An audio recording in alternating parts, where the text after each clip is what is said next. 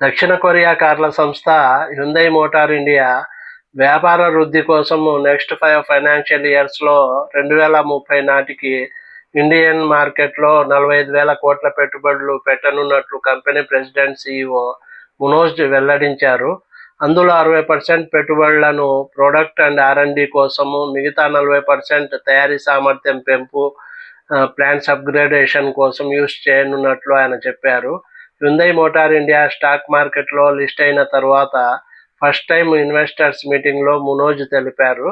2030 నాటికి ఇండియాను తమ రెండవ అతిపెద్ద మార్కెట్గా చేసుకోవాలని కంపెనీ టార్గెట్ పెట్టుకుంది. ప్రస్తుతం హ్యుందైకి ఇండియా మూడవ అతిపెద్ద మార్కెట్గా ఉంది. కంపెనీ ప్రపంచవ్యాప్త విక్రయాల్లో ఇండియా వాటా 15%గా ఉంది. 2030 ఫైనాన్షియల్ ఇయర్ నాటికి ఇండియా మార్కెట్లోకి 7 న్యూ కార్స్ సహా 26 మోడల్స్ను విడుదల చేయనున్నట్టు తెలిపారు.